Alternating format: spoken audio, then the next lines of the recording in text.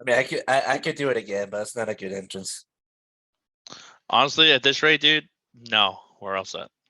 No, no. I mean, I'm already making a bad entrance with this super old Manchester United jersey that I couldn't manage to take good care of. So, Hey, listen, you gotta do what you gotta do. oh shit! All right, looks like we're recording. So, hello everybody. Just heard a little bit of a side conversation between Oh, myself and Mr. Jones. Welcome to episode 26 of the Yellow Card Podcast, proudly presented and partnered with our good folks over at studentunionsports.com. Make sure that you're checking out all the content from them on a daily basis. No subscriptions needed, just supporting local talent from colleges coming out, entering the journalism world of sports. So, once again, make sure you check out studentunionsports.com. Give them a like, give them a follow, whatever you need to do just to show some support. Thank you all very much. Episode 26 lining up to be a pretty heavy hitter here as the summer is starting to heat up across Europe, across all leagues. Now we need to start learning how to talk about the Saudi Arabian League, considering that they are entering the world of European soccer in a very heavy hitting way with money that I am not entirely sure now that actually exists in Saudi Arabia or United Arab Emirates or Qatar or whatever other country in the Asian continent that you decide to tell me that is loaded with money. Jones, I know you have some takes on this. I know you can, are about to drop some amazing content on the website as well. So fill us into like part of your takes tonight because I know you have a lot to say and I'm here for it. So go for it, my friend. so I just think that what currently the Saudis are doing is they're changing the landscape of football, and not in a great way. Mm-hmm. Now we're seeing these guys. So more so, we're seeing these big name guys that are going to play over in Saudi Arabia that are, big names, but they're on their last legs. Oh, You 100%. know, Cristiano Ronaldo, Lionel Messi's been interested there. Kareem Benzema just signed a 3-year for like 600 plus million, which is outrageous. Mm-hmm. N'Golo Kante just signed today. It's going to pay him about 100 million per year. Like, this is the type of stuff that it's going to get a little bit ridiculous here. So it's going to change the landscape of football, especially in all competitions. But now you have these teams in the top 5 leagues around the world sitting there like, well, what are we going to do? How are we going to respond to this? You know how you respond to this is you don't allow them to affect you. Don't overpay for these players. Everybody knows the value of everybody, right? Now, is N'Golo Kante worth 100 million per season? No, absolutely not. Is he worth 100 million over a course of 5 or 6, maybe 7 seasons? Yes, absolutely, hands down. But at the same time, we have to put into perspective here that we saw a little bit with the Saudis when they bought Newcastle and started spending. So we've seen that. But this is getting to the level where things are going to get out of hand soon. So all of these big name players that are on their retirement tour or last legs trying to play a couple more seasons before they call it quits, if I'm them, I'm not blaming them one bit. I'm not blaming a Kareem Benzema who's getting offered 200 plus million per year. Like, that's crazy to think about. He's going to be set for the rest of his life.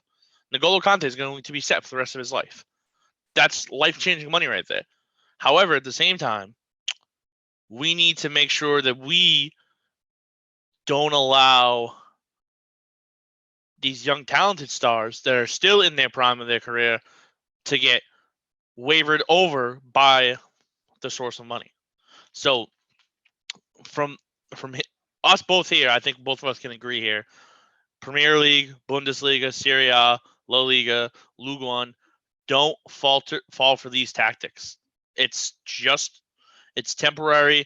It's just something to draw more attention to Saudi Arabia, especially for that league because they desperately need it. So obviously getting these big names is going to help, but don't falter. Don't start overspending now, and don't start paying guys up over $100 million a year. That's just ridiculous. And none of your clubs are going to be able to afford it. Think about it like this: in the next, say, 5 years, all those Saudi clubs probably have to file for bankruptcy because of this. So let's just stay the course, let everything play out, and I guarantee you the future is bright for the top 5 leagues still, because they won't stoop down to such a level that the Saudis have tried to set. Yeah, I mean, I think for me, the only difference of opinion that I have here is two things. Number one, when Newcastle allowed itself to be bought by a Saudi owner, that Saudi owner actually set the standard pretty high for most of Saudi Arabian business, because what he came in to do was set the standard of somebody that's a responsible and a change-making owner in the industry. This guy came in and did the right investments at the right amount of money, at the right price tags, hired the right manager to overshadow all the signings, and quite frankly, in a very responsible manner. This is why we saw Newcastle succeed in the way that they succeeded in the 2023 season and in the top 4 of the Premier League. However, the biggest difference that I see here is, though, all these Saudi owners in that Saudi Arabian league is just a power grab at this point. If you look at Al Ittihad, Al Jazeera, Al Nazar, and a couple others that are there, Al Hilal, for example, who is targeting Lionel Messi, these are ownerships that, as you see the clubs and how they trended themselves, these are clubs that have been miserable for years. So now that the fact that, number one, economically, politically wise, it doesn't help that the world in itself is in shambles, and therefore all these Asian countries are able to make the amount of investments that they're making right now, because they made their money over the past however many years has been. But then on top of that, there's the trend of irresponsibility and just hungerness for power. And that's what we're seeing right now in Saudi Arabia. Do I condone the behavior? No.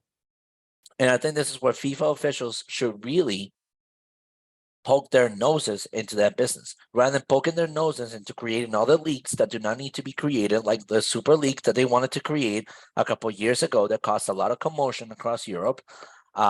Shouldn't be promoting for tournaments that do not need to exist at this point, considering that it is a huge risk to the health of a lot of these players. It should be promoting instead more of the fairness in practice for these financial fundamentals that are happening in all of Europe and are being abused. We've seen clubs that have abused financial fair play, like Juventus. Chelsea's going to be up there very soon if they continue to do the patterns that they continue to do there. There's a number of other clubs that have dealt with financial fair play that have been suspended for that. Why is it that clubs like in Saudi Arabia, for example, when you invest in 600 million on a player that is on his last legs of his career, why are you not investigating that? Why are you just allowing the transaction to happen like nothing happened, knowing damn well that these clubs are going to continue to pour more money out in the next 3 to 4 years, because that is the money that they have, and they are irresponsible about it. That's my biggest problem altogether with this. Like, if you look at the deal for Benzema, we just named it 600 million for what, 3 years, I believe, 2 or 3 years. You're looking at N'Golo Kante, 100 million until 2025. You're looking at other deals going on right now that are being worked on. Like, for example, the Lionel Messi deal that's being worked on. Lionel Messi doesn't have that many more years into his career. He's got by another 2 to 3 years. And what are they looking to offer him? I think it's like in the figure of 450, 500 million or something like that for the contract. You're looking at Wilfred Zaha, for example. It's a good player, but why are you sending him to the Saudi Arabian League at 15 million a year? So if they decide to offer Wilfred Zaha maybe a 6-year contract at 15 million, that's 90 million right there. That makes no sense to be spending on just one single player in a league that is not even part of the Champions League right now. It's just irresponsible financial planning happening altogether, where FIFA should be stepping into this, and they're doing nothing about it. They just want to continue to play the political game, but not play it in its full potential. If you want to play politics, that's where the politics belong. So that's what I have to say about this whole Saudi Arabian stuff, because it's absolutely fucking ridiculous. No, it is. And like, to be honest here, the fact that they're getting, just for example, N'Golo Kante on a free transfer, like they don't have to pay anything to No, Chelsea, that's the worst which part is too. Yeah, which is ridiculous. where the royalties that need to be paid, where the taxes that need to be paid, and all that stuff. I mean, who's managing that? That's where FIFA needs to step in. I don't get why they don't. But anyways, enough about Saudi Arabia. We got a lot of content happening right now in Europe, with literally about a week already since most leagues finished across the European continent, and we are already seeing massive moves happening. So let's dive in. And massive reported moves too. Yeah, yeah, exactly. So let's dive in. Well, we'll dive in from the easiest to the hardest level right now. Um, earlier in the week, Frank de Boer, the Dutch manager, recently signed a contract with Al Jazeera to become their new head coach over there. De Boer bringing years of experience already in coaching, hoping to change the culture for Al Jazeera and start to bring in some potential players that could draw even more interest into the Saudi Arabian League. Following that, Gerardo Zioni, now the new face of the club for Borussia Gladbach, which they desperately needed it. Gladbach being one of Jones's favorite clubs. We saw what they did in the Europa League. We saw what they've done all around, and they continue to improve. So, don't know much about Gerardo Zioni, to be honest with you. I just hope the guy does the job that Gladbach truly deserves in their manager. From the rumblings I've been hearing about him, it seems like he's going to be a decently good fit for Gladbach, which is what they need. Yeah, let's hope so. Let's hope so, because Gladbach desperately needs it. That's for sure. Um, now, speaking of excitement, this is one that I'm really, really excited about. And Jones, I think you and I both nailed this name to come through. It didn't seem as the expectation was there fully, considering the previous names that were in the listing for this management position, but it has happened. So let's talk about it. Ange Postecoglou decides to leave Celtic a day ago of this recording. Today is Tuesday, June 6th. Yesterday, Monday, June 5th, Ange Postecoglou passes his resignation to Celtic, just to know that in less than 24 hours, Ange Postecoglou agrees to personal terms and on a 4-year deal, by the way, with Tottenham, to become their new head manager. Last time that Tottenham offered a 4-year deal, if I'm not mistaken, was to Mauricio Pochettino. It is believed that this time around, Daniel Levy and company are hoping to create the same exact kind of culture that they had with Mauricio Pochettino and start to bring some instability to Tottenham once and for all, which they desperately need after the roller coaster of changes that they went through after Pochettino has left.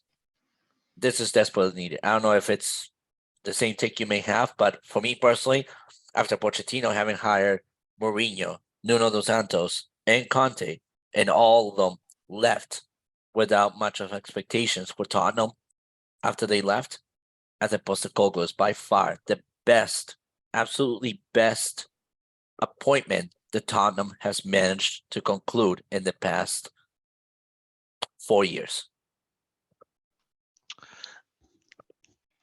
Yes and no. I think there had to be some sort of backlash between Conte and Daniel Levy in order for this to not have worked. I think Conte was the better of the two. I think, don't get me wrong, I think he's going to do a great job with Tottenham. I don't think they're going to be contending for the top four anytime soon, but I think that he could easily push for a top six right off the bat. I mean, Aston Villa's got a rumored move that I really, really like. If that is to happen for them to fight in the top four next year with Unai Emery and company, I just think there's too many variables. I think he's going to make Tottenham better than what they are, but how do we not know that they're going to be in the same spot that they are right now a year from now? Well, yeah, I mean that's true and all, but I think this is the very first step that they needed to make, and we're gonna talk about some of the steps that they need to take later on onto this episode. But Postecoglou by far makes absolute sense. This is a guy that brings a high pressing game, which, to be frankly honest with you, Tottenham has kind of lacked since Mourinho left. They really haven't had much of a high pressing game. Dos Santos was not a high pressing manager by far. Probably not the manager that they really needed to hire there. Conte's style was more of a contentive style. It was a 3-5-2, which often became more of a 3-4-3 just because of the way that Tottenham was aligned. And this is why for Conte, it was such a battle, because he wanted to continue to do more signings in order to become that 3-5-2 unit that he's so well known around the world to succeed with. But Tottenham wasn't willing to move some pieces that Conte really needed to move. Therefore, why Conte decided to leave, along with some other issues that are along with the organization. I think for Postecoglou, though, seeing the rumors, number one, of the number of exits that Tottenham is expected to have, and seeing number two, his success in Sweden, I think this might be actually one of the perfect opportunities for him to become an even larger manager than what he already is with his name across Europe. Yeah. Oh, I mean, we'll have to wait and see, I guess. But, yeah. Yep. Now the other rumor too is, though, we know that Christophe Galtier is no longer the PSG manager. Galtier could actually, and I think we posted this on our Twitter page, which if you're not following, make sure that you are following. Make sure that you follow us at Podcast Cart on Twitter. But earlier today, we had a take, which we believe Galtier is the perfect manager for many Premier League clubs looking to change the way that they are performing right now. Wolves would be a perfect fit for Galtier. Bournemouth would be a perfect fit for Galtier. And now that Crystal Palace is looking to appoint a manager, Crystal Palace would be the perfect fit for somebody like Christophe Galtier. He is a manager that his fundamentals is in a 4-3-1-2 formation, 4-3-3 formation. This is a perfect club that could fit. Now, if you're talking about relegated teams that could use somebody like Galtier's and his experience, it's simple. Leicester and Southampton could both use him. I don't know if maybe you agree or disagree, but for me personally, Leicester, perfect fit for Galtier. Yeah, but the thing is he going to want to manage someone in the EFL? It's the biggest question. I think Wolves would be a nice little spot for him. I think actually Crystal Palace, to me, listen, I'm going to just go on a limb here and say I think Crystal Palace has their eyes set on one man and one man only, and Gauthier is not the guy for them. So I think that they move on, they move forward. Who do you think would be? I honestly think Crystal Palace is going to go in the direction of Brendan Rodgers. Wow. Okay. I think Brendan Rodgers is their number one target. I think if I had to guess a number two, I would say that they give a little bit of stock into former right manager Graham Potter as well. I think those are two names for me that I think Crystal Palace will go with over Gauthier. I think Gauthier fits a Wolves team. I think Bournemouth could get a nice manager. But I don't know, man. I think I tell you who else could be another manager. Could be another team that he could manage.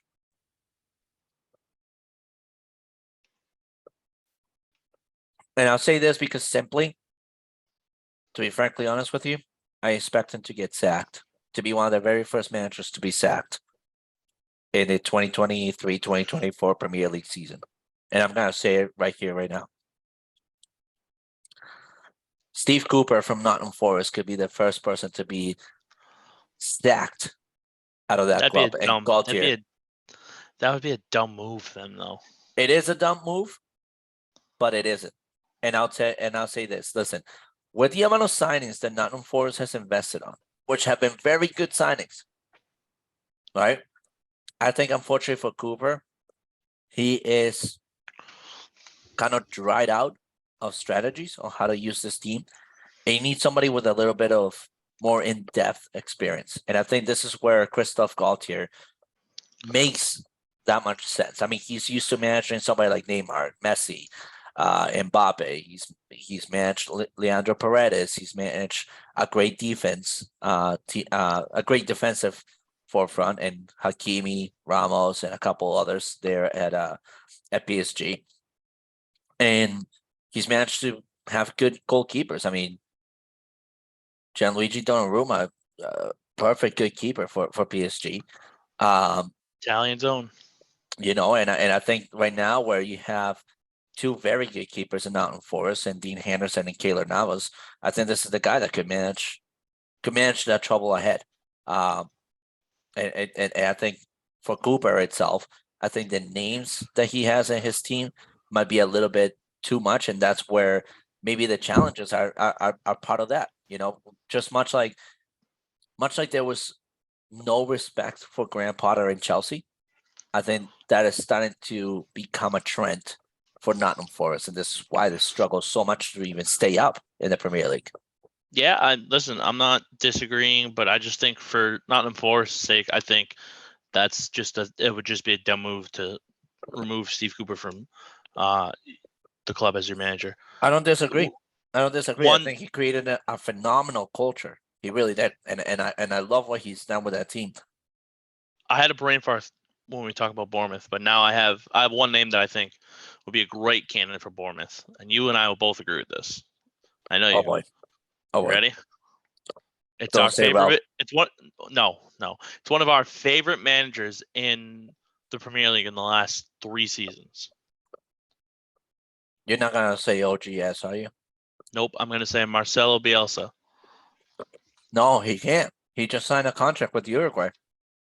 Did he? Mm-hmm.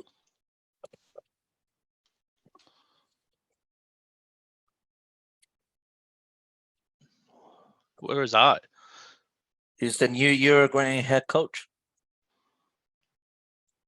Where the fuck was I? I mean, I was away this weekend, but did I miss that? I don't know. Maybe not paying enough attention, my friend. Oh, wow. Okay, my friend. Okay. Strike that from the record. That's what happens when you go on a bachelor party. You don't look at your phone. Meanwhile, the bachelor party where I was up at 10 a.m. watching the fucking FA Cup final. Just so you know. Yeah. Can we not talk about that? Come on, man. Come on. The City's got a chance to win the 3 big ones: the Prem. We will talk about that. We will talk about that in a few minutes. We will talk about that in a few minutes. Do not get ahead of the program. Stop pissing on the fucking agenda of the fucking program. Well, the script wasn't typed out for me. I'm sorry. I skipped ahead. These bachelors. All right. Anyways, like Ice Cube says in his song, "Where the fuck was I?" We're talking about new managers, and you just completely derailed me. So let's talk about. So we've talked about managers quite a bit.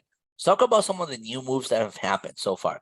We already talked about Saudi Arabia, how they're getting Karim Benzema, how they got N'Golo Kante, how they're very close to getting Wilfried Zaha, and how they're working out Lionel Messi. Let's talk about Europe in itself, because some interesting moves have already happened. Congratulations, by the way, to Liverpool on a massive signing at a very, very much of a steal of a price, I would say this, on signing Alexis McAllister at a price tag of 50 million, which is unbelievable. Yep. McAllister himself was regarded to be anywhere between 60 to 80, and Liverpool managed to get a contract with him for 50 million, which was the price tag that Brighton was looking for, in between 40 to 50 million, which is just amazing. McAllister has been sensational in the Premier League. Under the management of somebody like Jurgen Klopp, that guy is just going to continue to be skyrocketing in terms of value. Hopefully, obviously, as we wish upon to anybody, is no injuries and a healthy season. But I think McAllister is a phenomenal signing for Liverpool. So congratulations on on already being ahead of the summer transfer window and doing what needs to happen. Any takes on that signing? No, that was a good signing by us. I mean, I think it now more so takes us out of the race for Yuri Tillmans, Mhm. which I'm very excited about where he goes, as he was released from Leicester as of Mhm. last week. Mhm. Hearing rumblings right now that within the next few days we could see him as a member of Aston Villa, which I think would be a great addition for Unai It'll be Emery and company. phenomenal. Yeah, it'll be a phenomenal addition because I think somebody like Unai Emery can actually do a lot of work with Yuri Tillsman.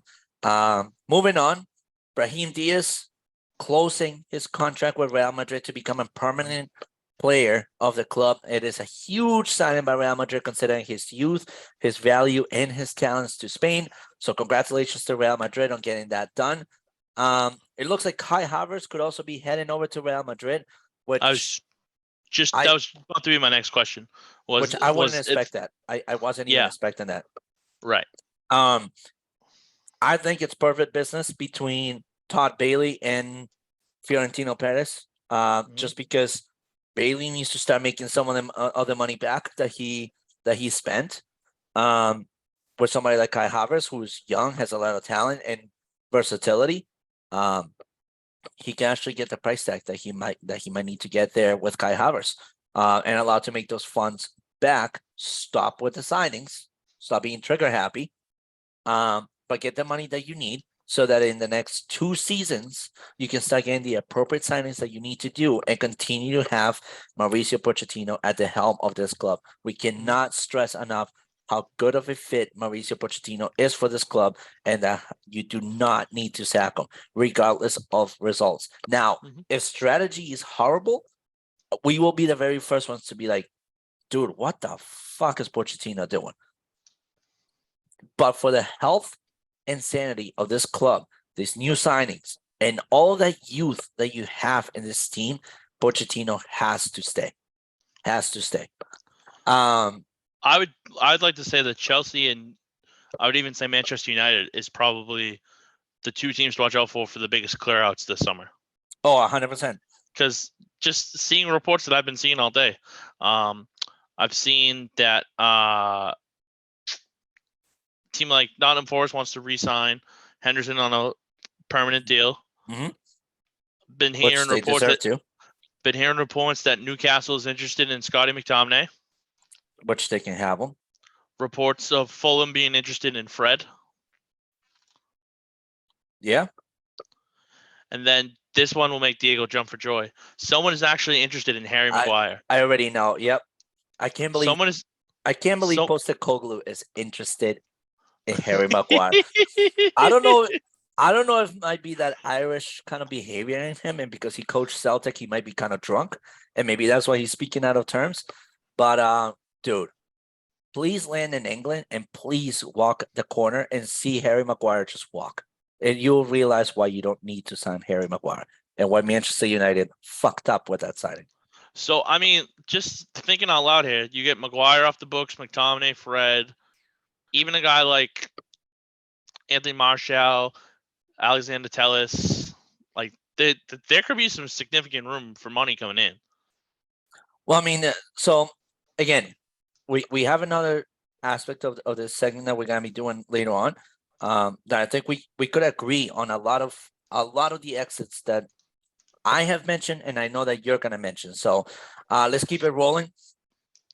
Speaking of Manchester United's loan deal that they had this January transfer window in Jack Butland, he's now moving over to Rangers in God, I forgot the league itself.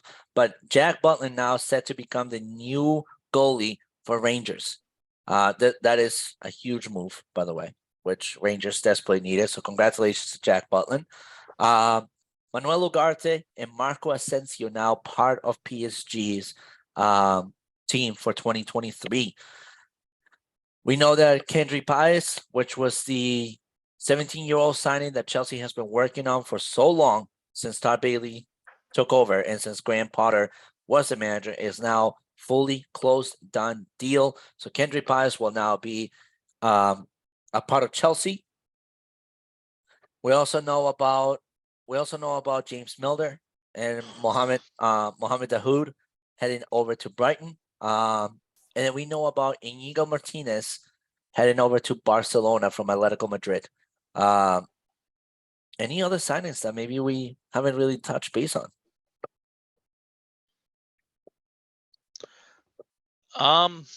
Not that I've heard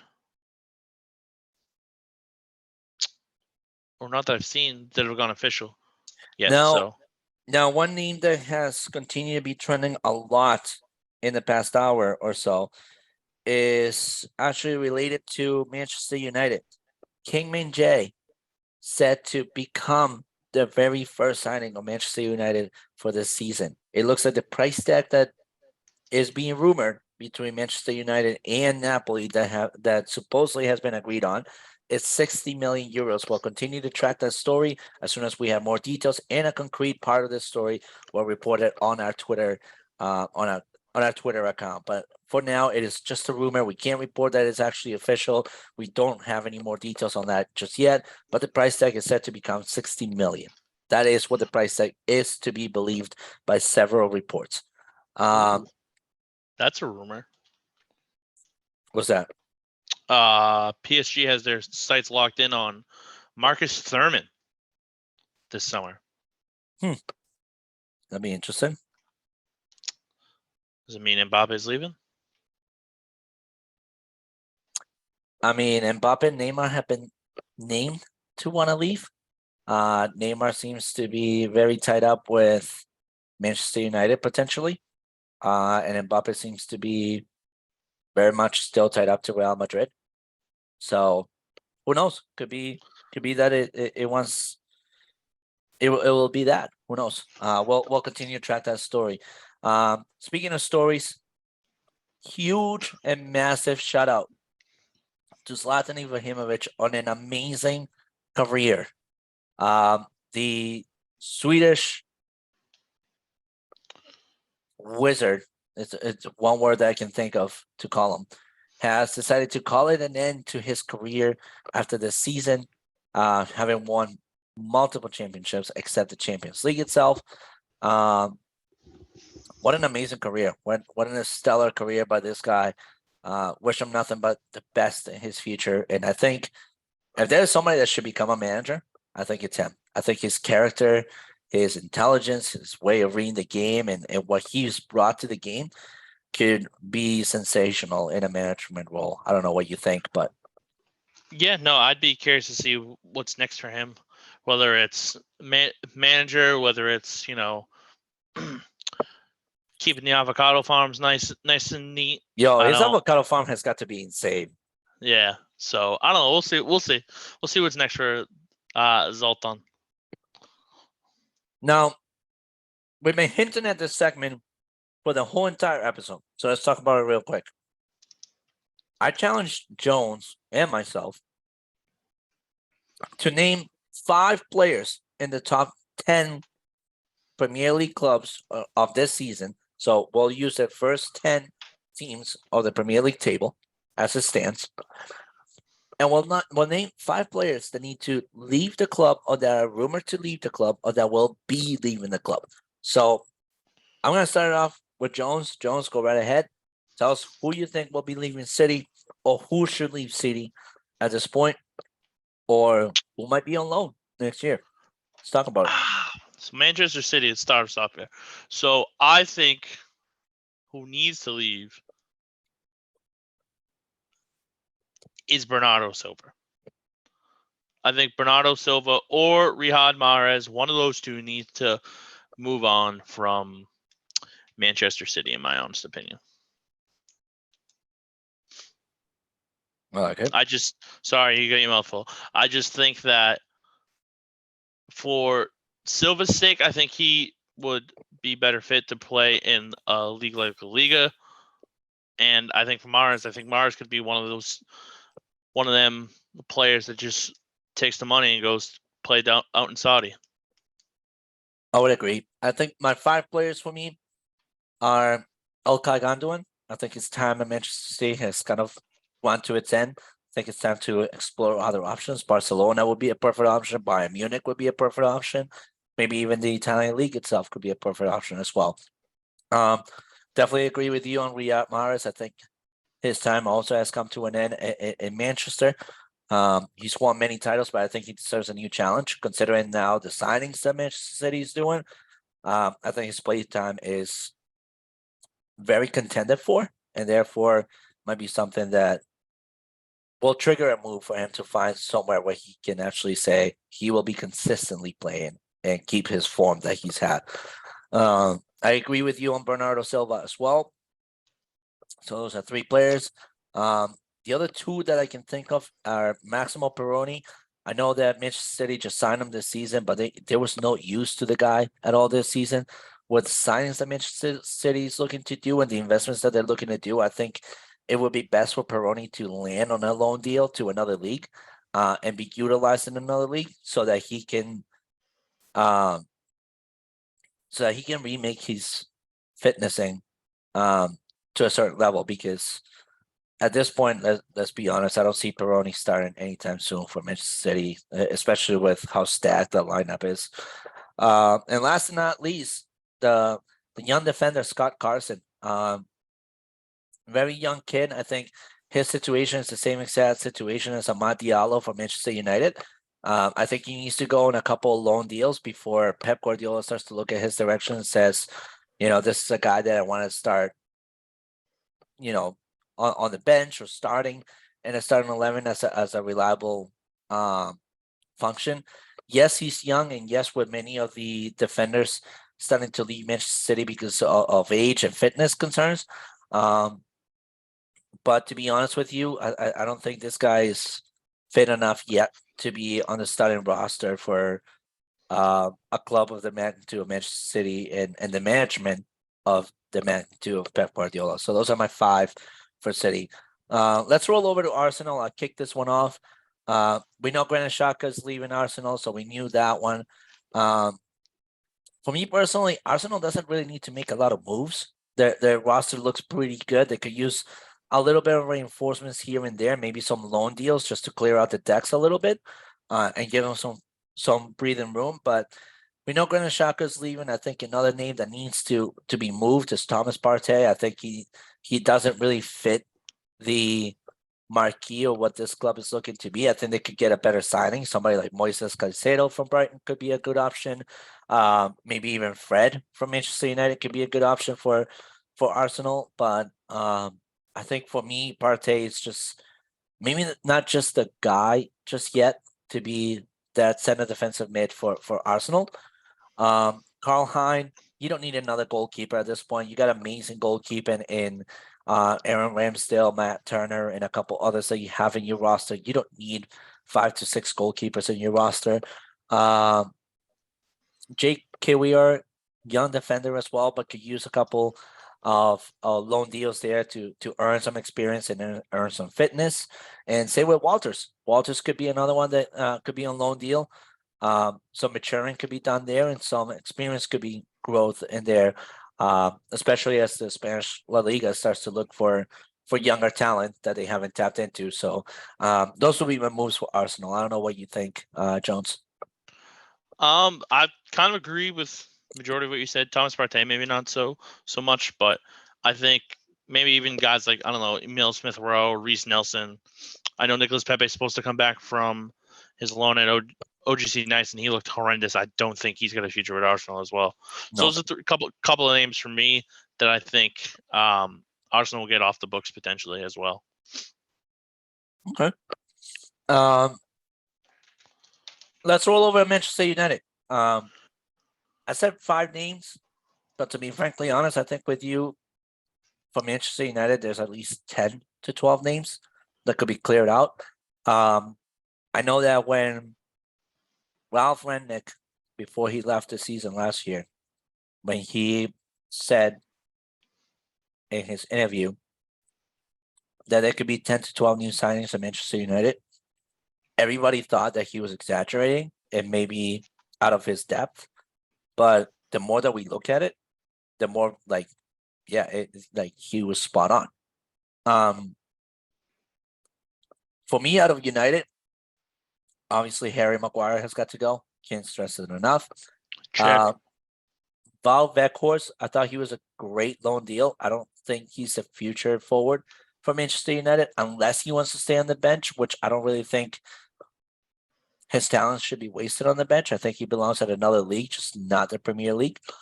That's another name. Anthony Martial as well has got to go. It's just has not worked out.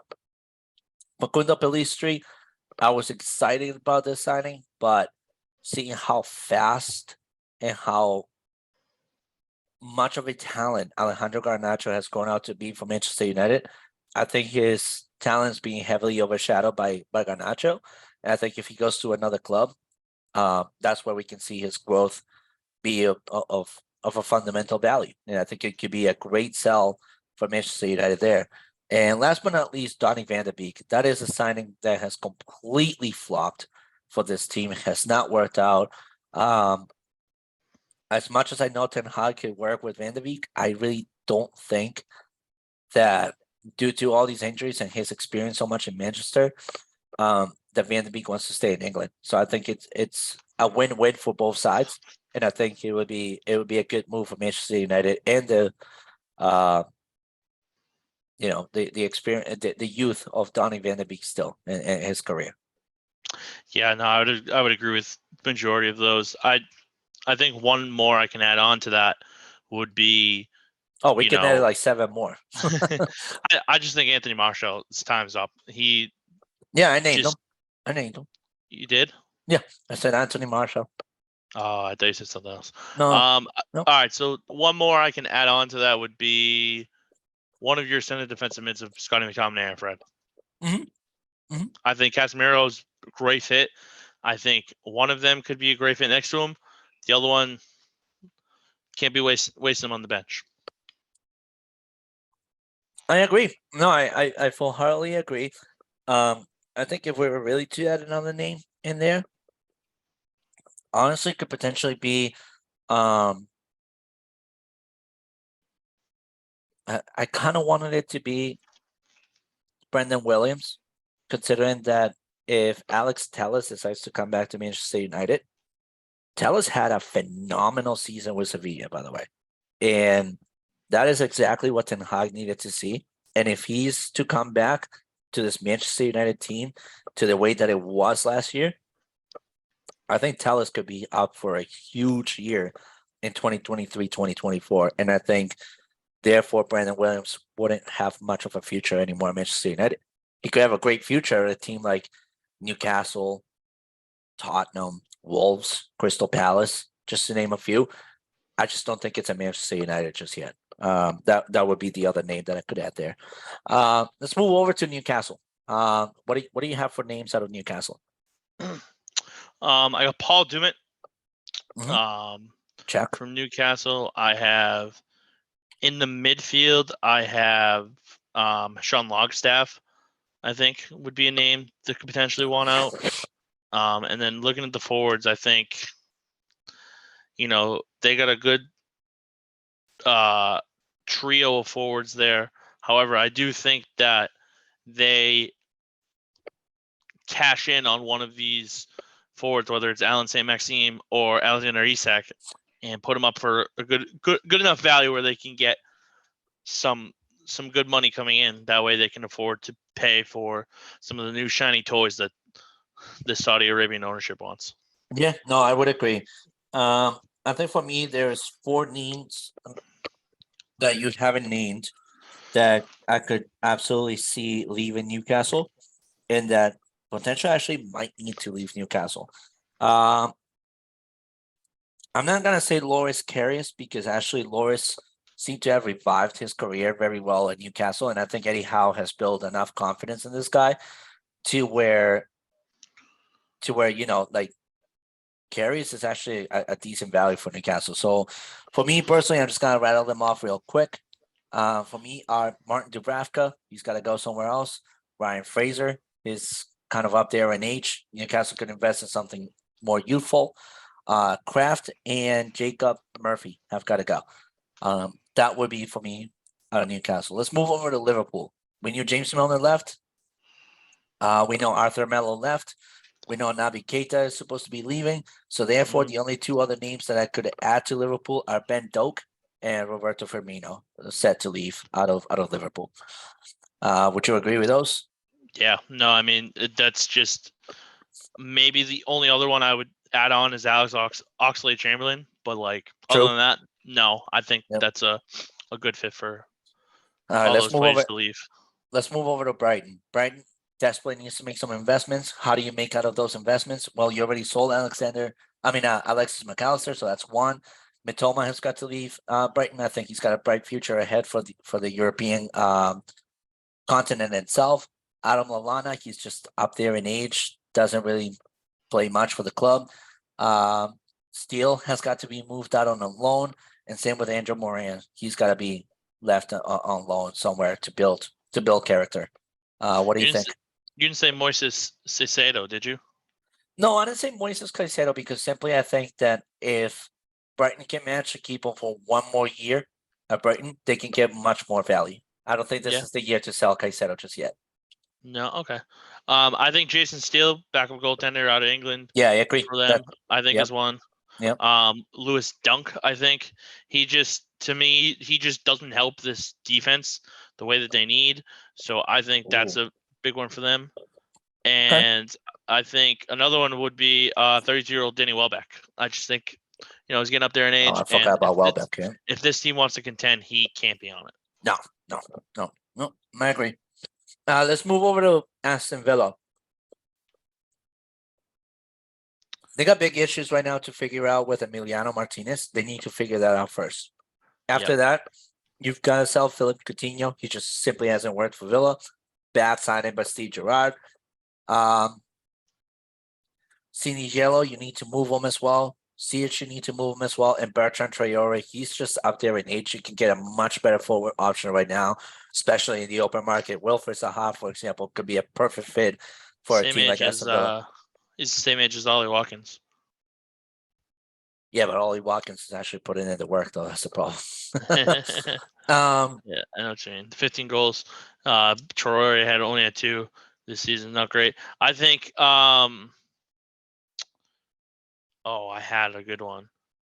Ashley Young's definitely one. He's getting up there in age. He definitely has to be on the outside looking in. And honestly, I think they have such a good core here. Like, obviously, if Emiliano Martinez is on his way out, they're going to spend money on a goaltender.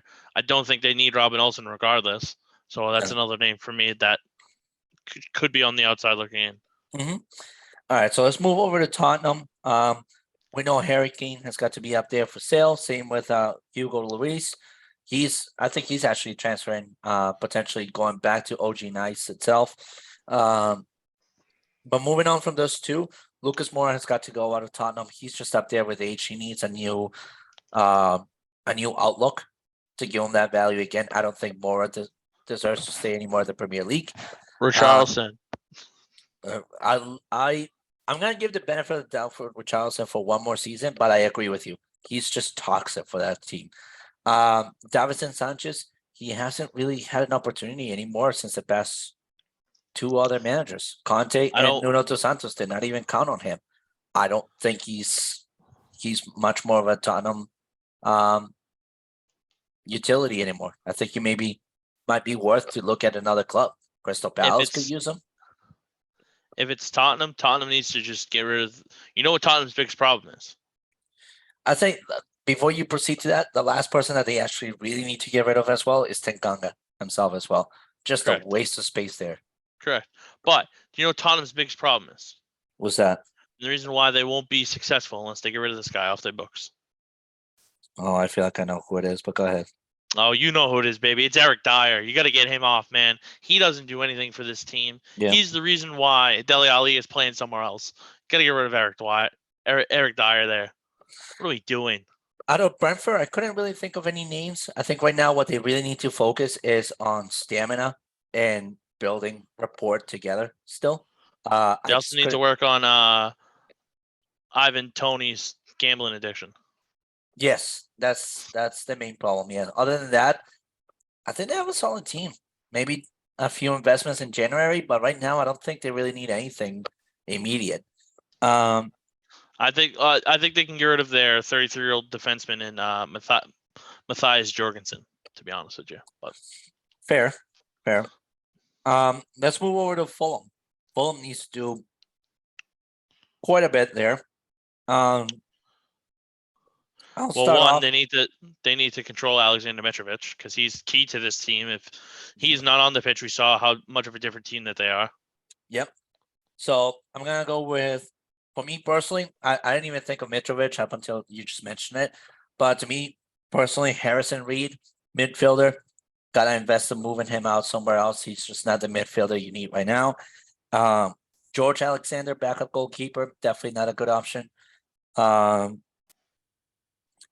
McAvoy, decent defender, too young for me though. I think you need some stability in your defense, and I think this is a good piece to sell off to buy a decent piece there in your defense. Dude, they have Willian. Getting rid of him. Well, not just yet, because if you can sell actually Marshall Godo, which was their forward, it did absolutely nothing.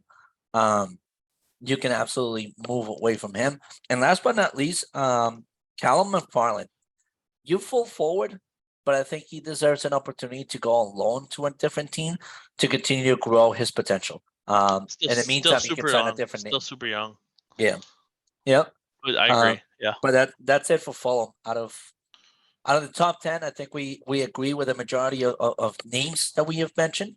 For those of you tuning in to listen on Spotify, make sure that you add on your comments, to our page on Twitter at Podcast Card.